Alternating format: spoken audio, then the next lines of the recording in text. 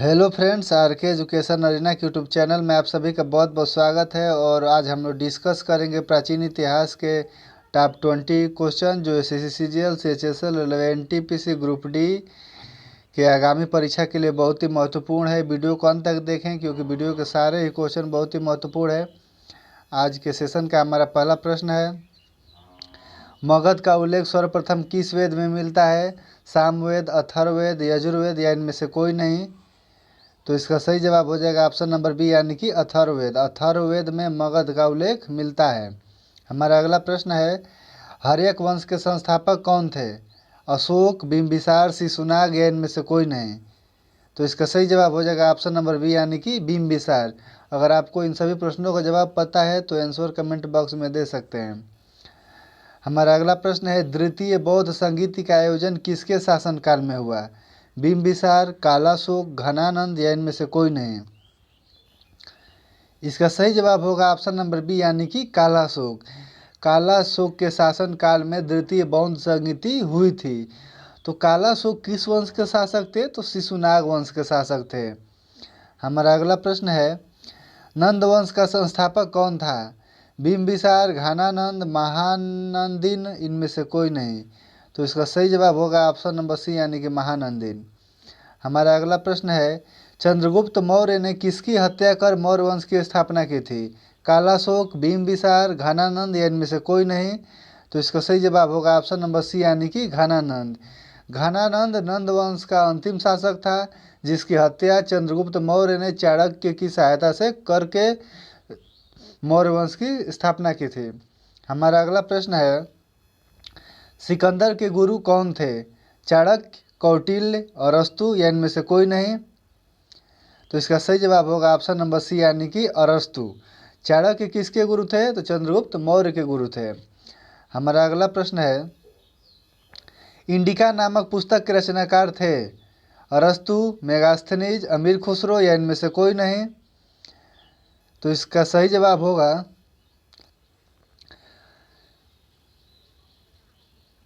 Option number B यानी कि मेगास्थनीज के द्वारा इंडिका नामक पुस्तक की रचना की गई थी। हमारा अगला प्रश्न है, चाणक्य के बचपन का क्या नाम था? समुद्रगुप्त, विष्णुगुप्त, वर्धमान या इनमें से कोई नहीं? तो इसका सही जवाब होगा ऑप्शन नंबर बी यानी कि विष्णुगुप्त। हमारा अगला प्रश्न है, बिंदुसार को किस पुराण में भद्रासार कहा गया? वायु पुराण, मत्स्य पुराण, शिव पुराण या इनमें से कोई नहीं? तो इसका सही जवाब होगा ऑप्शन नंबर ए यानी कि वायु पुराण। वायु पुराण में बिंदुसार को भद्रासार कहा गया था। हमारा अगला प्रश्न है, सारनाथ स्तंभ के खोजकर्ता हैं? मेगास्थनीज, आर्यल स्टाइन, विष्णुगुप्त या इनमें से कोई नहीं?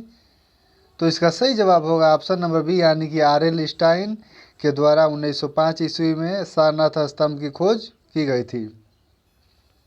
हमारा अगला प्रश्न है, अशोक के किस शिलालेख में पशु बलि की निंदा की गई है? दूसरे, पहले, चौथा या इनमें से कोई नहीं? तो इसका सही जवाब होगा ऑप्शन नंबर बी यानी कि पहले शिलालेख में। अशोक के 14 शिलालेख थे जिसमें पहले शिलालेख में पशु बलि की निंदा की गई थी। हमारा अगला प्रश्न है, शुंग वंश का अंतिम शासक था? घनानंद, वसुमित्र, देवभूति या इनमें से कोई नहीं? तो इसका सही जवाब होगा ऑप्शन नंबर सी यानी कि देवभूति। हमारा अगला प्रश्न है, कर्ण वंश का अंतिम शासक था? देवभूति, सुशर्मा, घनानंद या इनमें से कोई नहीं? तो इसका सही जवाब होगा ऑप्शन नंबर बी यानी कि सुशर्मा। हमारा अगला प्रश्न है, भारत पर आक्रमण करने वाले विदेशी आक्रमणकारियों का क्रम है? तो इसका सही जवाब होगा ऑप्शन नंबर ए यानी कि हिंद यूनानी, शक, पहलव, कुषाण। इसी क्रम में भारत पर आक्रमण करने वाले विदेशी आक्रमणकारियों का सही क्रम है। हमारा अगला प्रश्न है, कुषाण वंश के संस्थापक थे? वसुमित्र, कुजुल, कड़फिसेस या इनमें से कोई नहीं? तो इसका सही जवाब होगा ऑप्शन नंबर बी यानी कि कुजुल, कड़फिसेस। हमारा अगला प्रश्न है, महाविभाज सूत्र के रचनाकार हैं? मेगास्थनीज, अरस्तु, वसुमित्र या इनमें से कोई नहीं? तो इसका सही जवाब होगा ऑप्शन नंबर सी यानी कि वसुमित्र। वसुमित्र के द्वारा महाविभाज सूत्र की रचना की गई थी। हमारा अगला प्रश्न है, बौद्धों का रामायण है रामचरितमानस, बुद्ध चरित्र या इनमें से कोई नहीं। तो इसका सही जवाब होगा ऑप्शन नंबर बी यानी कि बुद्ध चरित्र। हमारा अगला प्रश्न है, भारत का नेपोलियन कहा जाता है सिकंदर, समुद्रगुप्त, विष्णुगुप्त या इनमें से कोई नहीं। तो इसका सही जवाब होगा ऑप्शन नंबर बी यानी कि समुद्रगुप्त। समुद्रगुप्त को भारत का नेपोलियन कहा जाता है।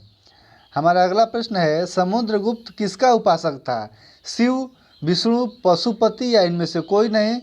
तो इसका सही जवाब होगा ऑप्शन नंबर बी यानी कि विष्णु।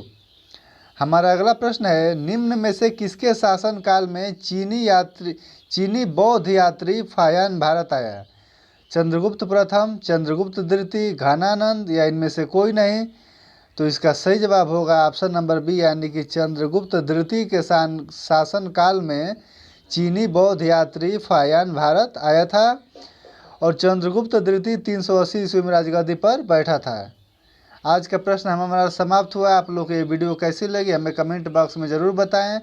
अगर वीडियो अच्छी लगी तो अधिक से अधिक शेयर और सब्सक्राइब करें और ऐसे ही क्वेश्चन के लिए हमारे टेलीग्राम चैनल से जुड़े, जिसका डिस्क्रिप्शन बॉक्स में लिंक दे दिया गया है।